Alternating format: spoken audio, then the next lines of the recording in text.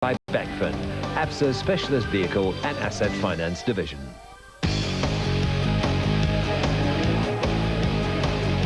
It was time to set up camp for a night in the desert, with technical crews getting to work preparing the 35 surviving cars for the following day's grueling haul back to Gaborone. For some, like the Castrol Toyota crew, it meant working through the night to repair Reineker's Castrol Toyota Land Cruiser.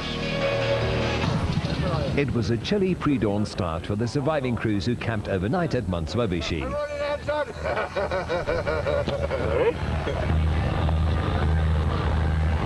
I'm awake now, leaving. As always, there were last-minute preparations before the teams headed back to Gaborone. For some, like the Toyota crew, who had to repair Reineker's Castrol Toyota, there had been little rest during the night. The Toyota 1000 Desert Race has become a very important event. In fact, it's an annual event which everybody looks forward to. It also brings a lot of people, and in my view, the more people visit Botswana, the more they know about Botswana. You know, people, when they visit Botswana, they see the country, they see the people. They then come back and invest in the country. So yes, it is very important for us. We'd like people to come to Botswana and see what's happening, what type of people live here, and the friendly people that live in Botswana. So yes, to us it's very important. 35 of the 75 starters survived the first day, with De Villiers and Jordan the crew to beat. Well, yeah, when it was the first time that I actually did the top loop, because I've never got this far so far. But I must say I prefer the top loop. It's a lot more open and fast, and it's a lot nicer for driving, whereas the first one is a bit tight and first, second gear a lot, which obviously, I mean, as a racing driver, you don't like that too much, but definitely the top loop for me. But in general, it was a good loops, both of them, and I think it's a good test for man and machine. Thousands of fans made the annual pilgrimage to Monswabishi, with all-night partying part of the tradition. De Villiers and Jordan were on a mission to win. They hadn't won since August 2002 and had yet to finish a Toyota 1000 Desert Race.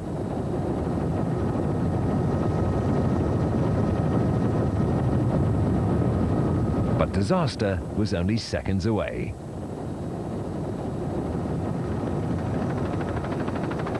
A motorist had strayed onto the race route, and the two vehicles collided at high speed. The proudly South African Nissan hardbody was extensively damaged, and De Villiers injured his left arm.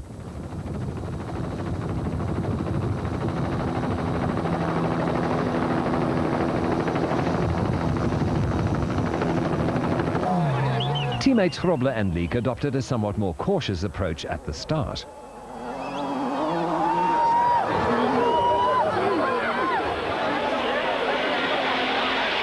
Okay, we're straight on this road for 5Ks.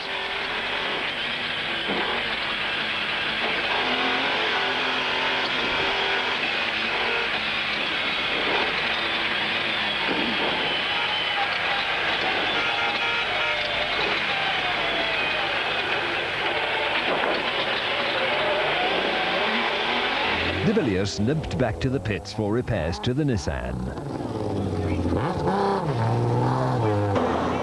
Haasbroek and Skippers suddenly found themselves in second place, but almost an hour behind the leading Nissan.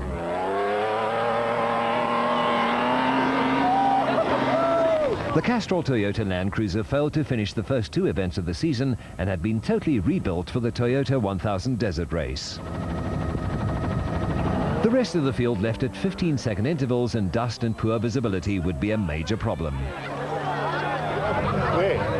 With the Shell Connex Chenoweth still plagued by engine blow-by problems, special vehicle category leaders Moore and Werner would have to take things easy. Birkin led on day one until a puncture dropped him to second, and he would no doubt take advantage of the leader's problems on the run back to Gaborone.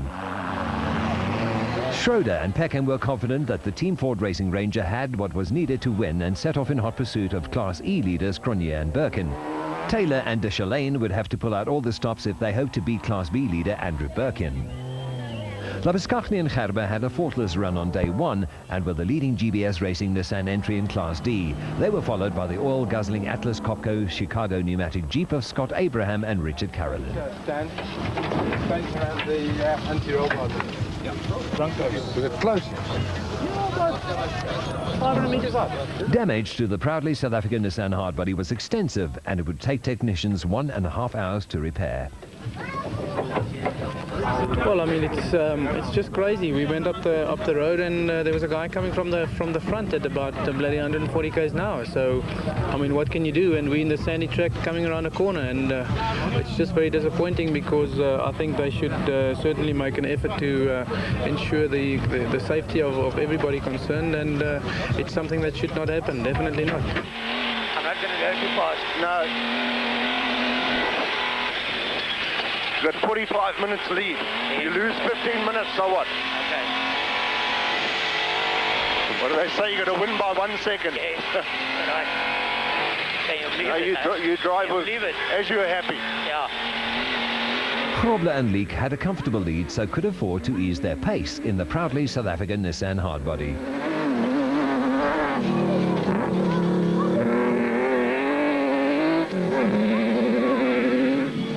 Special vehicle leaders Moore and Werner were second overall in the Shell Connex Chenoweth, but were being hunted down by Weir Smith and Minute. Api Reiniger and Robin Houghton's Castrol Toyota Land Cruiser was in good shape after being repaired overnight. The pair started 28th and was forced to pass 24 competitors as they worked their way back to 4th overall and second in the production vehicle category. Marius Mfirin and Chris Murray in the Albaranti Land Rover were next to fall victim to the charging Reiniger. Another 2 down and many more to go. The Land Rover of James Alexander and Julian Penstone from Zimbabwe was a pushover. And so too was the GBS Racing Nissan of MC Coetzee and Marius Liebenberg. Yuri and Andre Duplessis presented no problem whatsoever, and neither did Harry Smith-based Juan and Martinez van der Merwe in the Giovanni Colt Rodeo. But Alfie Cox and stand-in co-driver Mike Griffith needed some encouragement.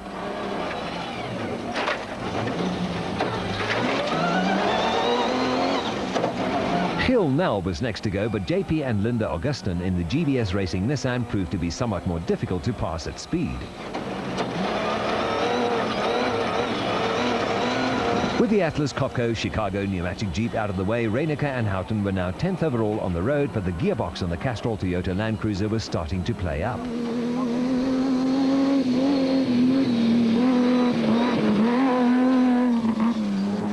Mark Cronje and Chris Birkin were 3rd overall in the production vehicle category and led Class E from Manfred Schroeder and Jack Peckham. The near-standard Castrol Toyota Hilux 2.7i hadn't missed a beat all weekend.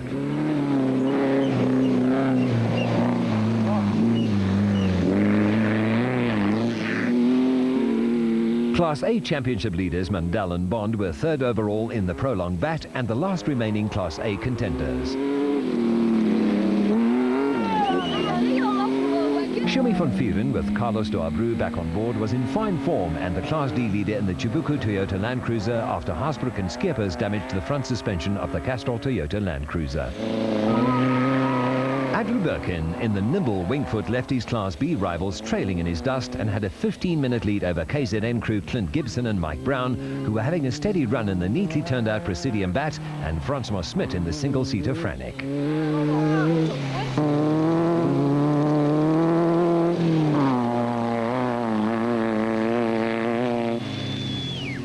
Hein Grobler and Gerard Prinsloo were on the charge despite having no clutch on the Class D GBS Racing Nissan and were being chased by Alfie Cox and Mike Griffith in the Arnold Chatz Cars Nissan hardbody, who started 21st.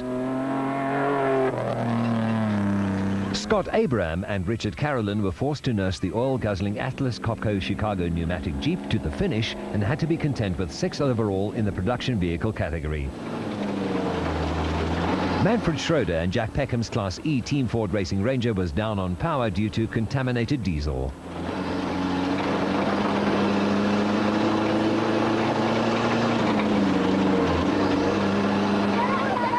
They were forced to slow their pace and couldn't mount a challenge on class leaders Cronje and Birkin.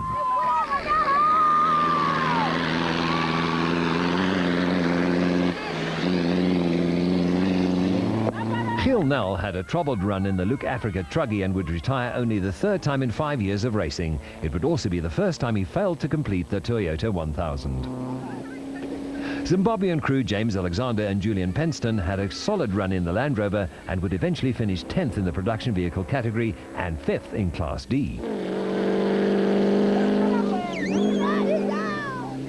Zane Pierce and Henny Vosloo survived a roll on day one in the high-Q Ford Ranger, and in only their second off-road race were running a fine third in Class E, while father and son Cliff and Louis Weichelt had a successful debut in their new N1 4x4 Toyota Land Cruiser station wagon in an extremely tough event.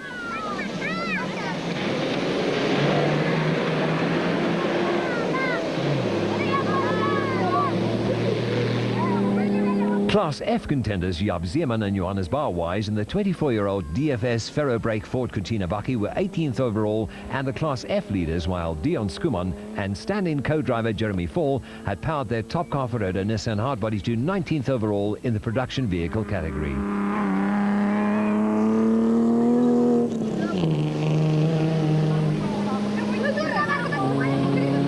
Yuri and Andre Duplessis survived a collision with Nick Goslar and Glenn Stein on day one and were 4th in Class E in the BB Auto Nissan hardbody.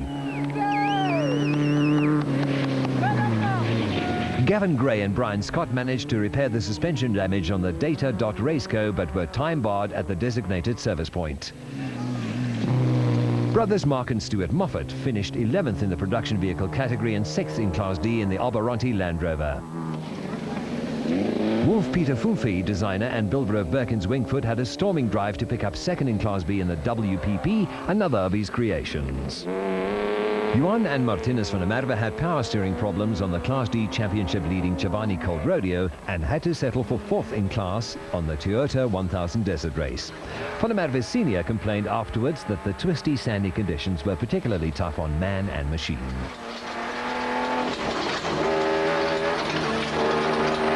Andre Buerta and Beans Heidenreich had their hopes of a Class F win dashed when the starter on the O'Hagan's Kopenhagen Hotel Super Team Chev failed.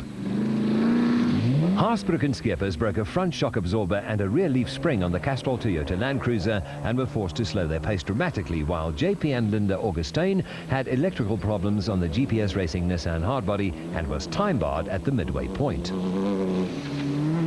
It just wasn't Andrew and Janet Fulton's day. They were on their way to a strong finish when the gearbox failed on the Sandmaster.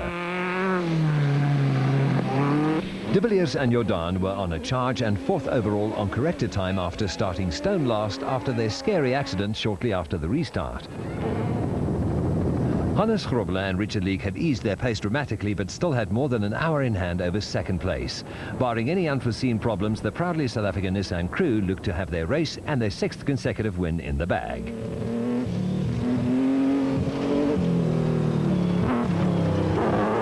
Weir Smith and Minute started 16th, got the better of Moore and Werner, and now had a comfortable lead in the special vehicle category.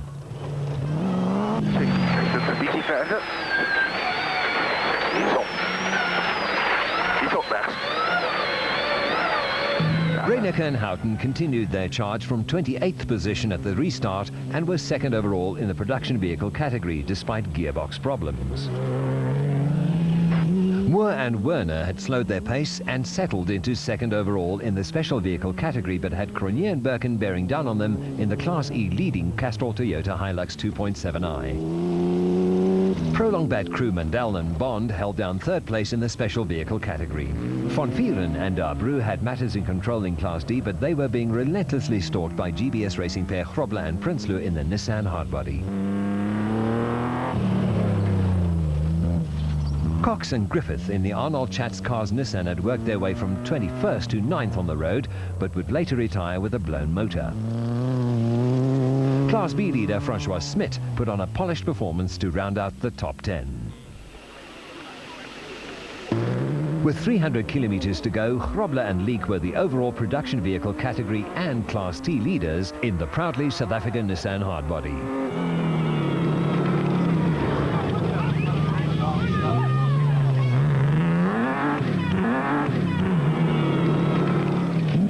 O'Hagan's Kopenhagen Hotel Super Team pair John Weir Smith and Jeff Minute were 2nd on the road and the special vehicle and Class A leaders.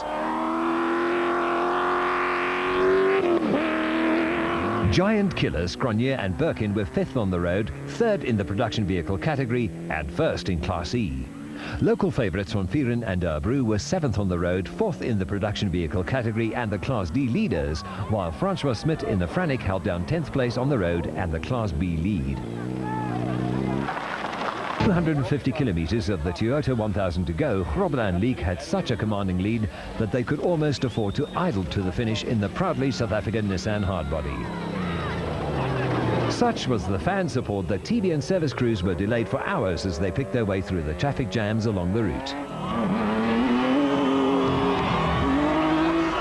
Unfortunately, Reineke's race was run. We started 29th this morning. We've managed to get through to second overall, again, just behind Arnes, but unfortunately there was still a gap of 32 minutes between us. And the car was going smooth, everything was going okay, there was nothing wrong. Next moment we started smelling oil. I thought something is wrong. And then also we heard a hell of a noise into the gearbox. When we stopped, there was a hole, so something must have broke inside the gearbox and put a hole through the gearbox. So it was fruitless for us to try and reach the DSP. We were still 70 kilometers out, and I said to Robin, there's no proof of trying to do the 70 kilometers without oil in the gearbox, and we don't know what's wrong inside the gearbox, so we decided to retire. A local soccer star conducted an impromptu Sunday school class amidst all the action.